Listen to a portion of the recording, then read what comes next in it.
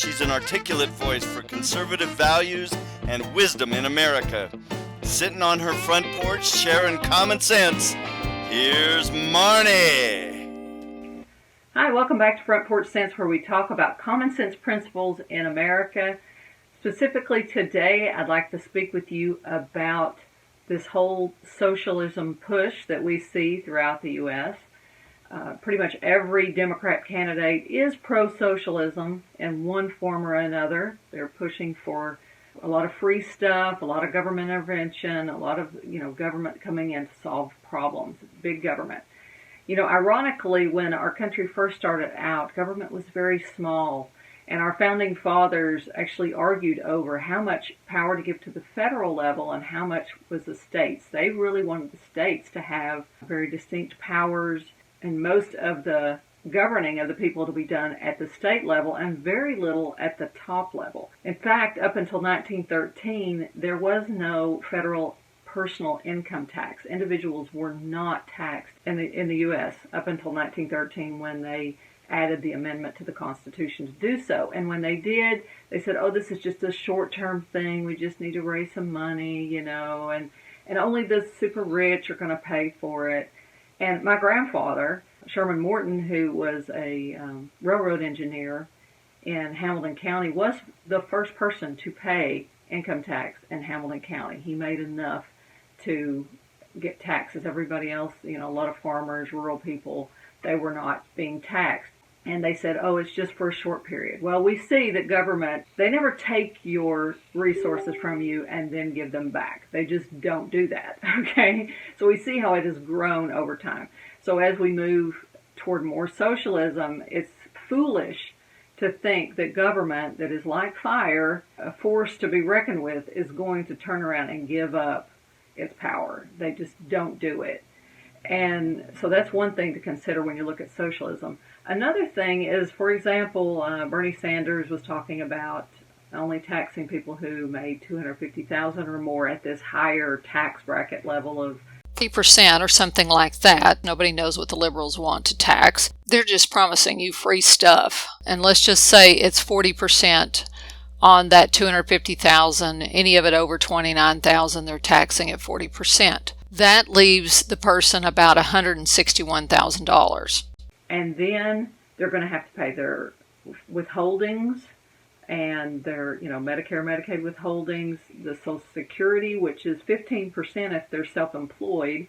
And a lot of people who make this range are self-employed. They're doing something that's hiring other people. They're running businesses, things like that. They're thinking more outside the box than the average person who goes and just runs a 9-to-5 job. They're taking on some more stress and responsibility to create something in the world. So you're taxing those people. You're taking, it's going to be at least 15% more if they're self-employed, plus you're taking the Medicare, Medicaid, and their state taxes out. So you're going to get probably come away with maybe $120,000 maybe tops.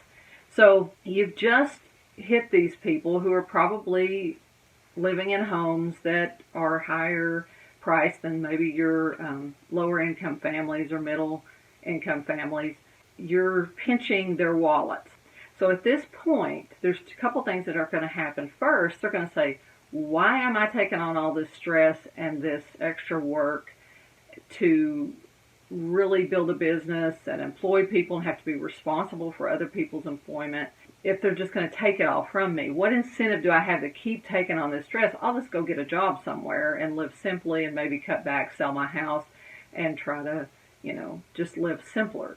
So you're taking those people who are putting money into the economy, and now they're going to pull back. They're not going to put the money into the economy that they were. They're not going to go pay for the $85 haircuts and styles and highlights.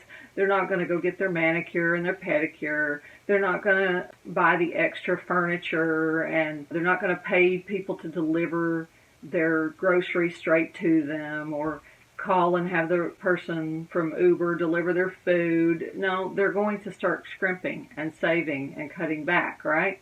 So all of the people that they would be hiring are no longer getting the money from those services. So you've just crippled all of the other people that are income level is just below that and on down, their businesses are now hurt.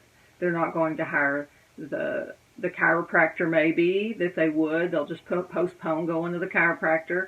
They'll postpone getting the consulting that they need for their therapy or their emotional issues or whatever. They'll just kind of suck it up and they won't pay for that. So all of these service professionals that are doing anything that is considered, a luxury, they're going to get hurt by that. I'm going to give you a personal example of what the power of disposable income is. Now, my husband and I, we don't make $250,000, but we have a little bit of discretionary income. My husband had an idea for a Yeti cup that would promote frontporchsense.com.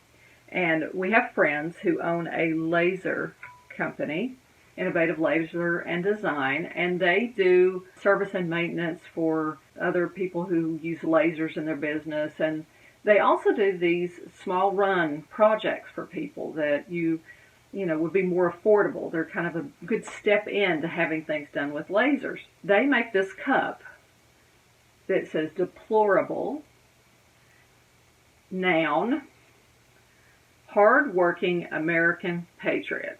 Okay? And so my husband thought, let's get frontporchsense.com put onto the cup. And then we can make these available on our website or just to give to family and friends. And, it's a fun gift to give. All right, so real Yeti cups. We put a little bit of money into having some cups made. Okay. Had we not had discretionary income, we wouldn't be able to do that. We wouldn't be providing some business to Innovative Laser and Design, and that's one less project. Well, imagine a whole bunch of people like us who have innovative ideas, who are running our own businesses, who don't have the discretionary income anymore. So they may have an idea, but they don't have the money for it, so they don't go and hire Innovative Laser and Design. Pretty soon, Innovative Laser and Design is going to have to lay somebody off or not hire somebody to do their social media, or they're not putting money into the economy either. So when you hit people who are the producers with taxes, you are killing the jobs of all the other people in the country. You've got to think it through. It's just common sense. It's economics. So that's something to think about when you're talking about socialism and free stuff. Somebody is going to pay for it. It is not free. And you may think it's this person with a high income that's paying for it, but no, everybody else that their money ripples and has an impact on is going to be hurt at the same time. Y'all take care. God bless. And let's keep America free.